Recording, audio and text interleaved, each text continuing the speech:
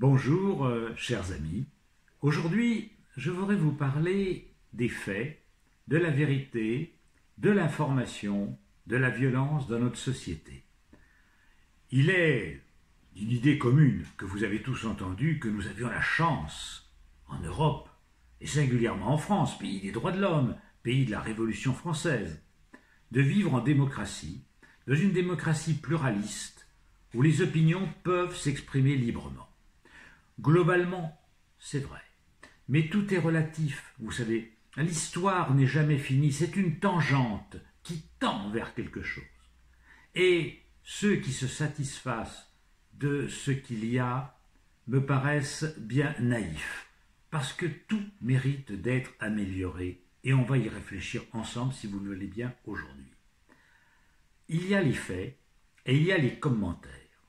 Et nos médias, télévisés, journaux, radios, utilisent les faits pour les commentaires qu'ils veulent imposer à l'opinion publique.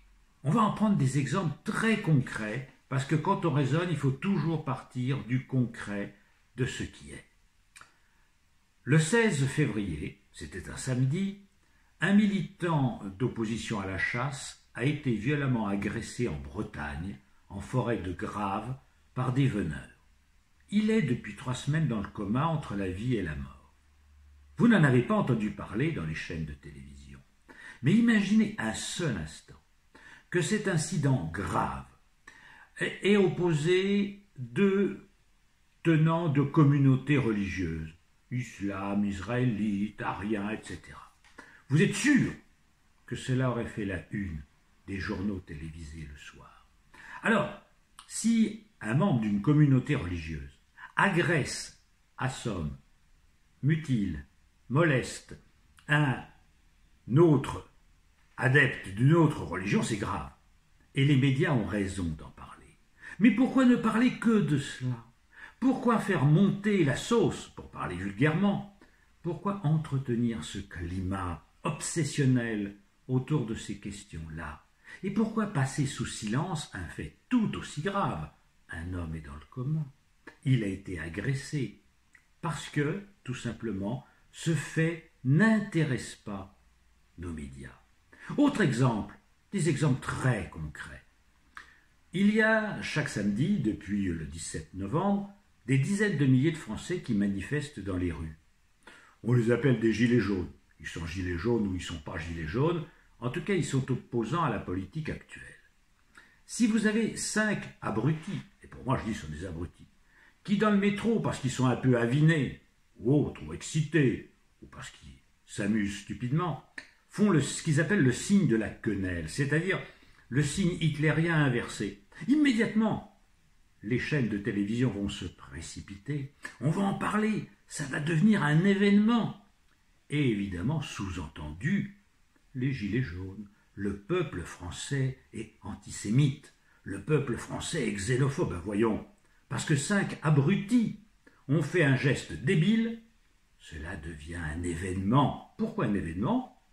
Non pas parce que le fait n'existe pas, oui, le fait a existé, oui, les médias ont relaté un fait vrai, mais de ce fait vrai, ils font un événement, alors que d'un autre fait vrai, on fait un non-événement. C'est ce que j'appellerais la post-vérité dans laquelle nous vivons actuellement. Il y a des faits qui sont mis en avant. Autre exemple, qui est encore d'actualité. Si vous avez un petit voyou qui décide de faire parler de lui, que va-t-il faire? Eh bien, il va dessiner une croix gammée sur un mur. Comme il n'est pas très nazi et très cultivé, il va la faire à l'envers. Mais qu'importe, les médias vont en faire un événement. Parce que c'est sensationnel, parce que c'est grave, parce qu'il faut en parler. Le fait existe. Un voyou débile a fait une croix gammée sur un mur, ou sur une plaque, ou n'importe quoi. Le fait est vrai. Mais ça devient un événement parce que nos médias veulent que ce soit un événement.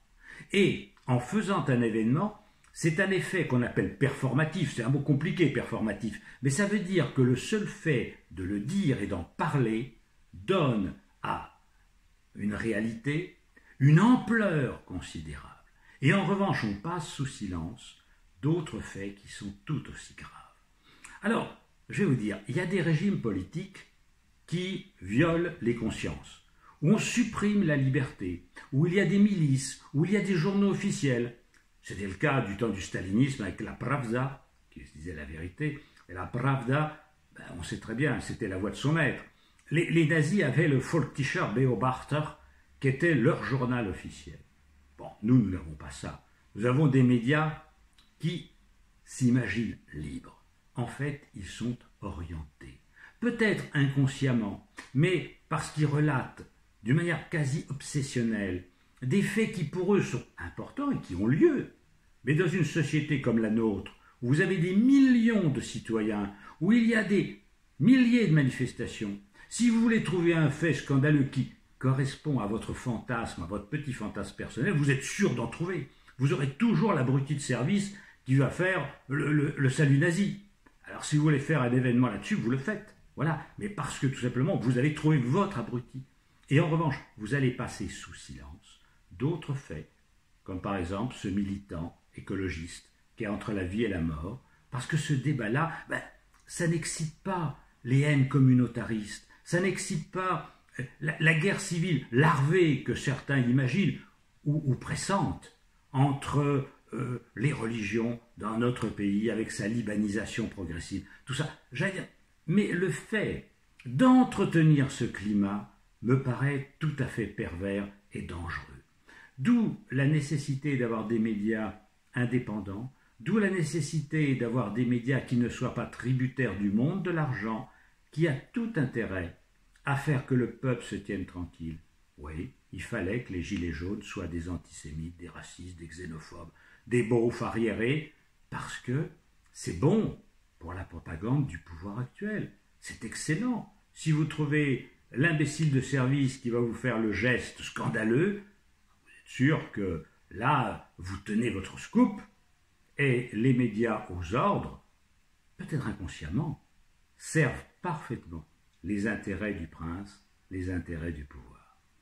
Donc, si vous voulez, les faits, oui, tous les faits, mais pas uniquement certains faits montés en épingle et d'autres passés sous le silence et le tapis. Vive la liberté de l'information et vive la vérité en toutes choses.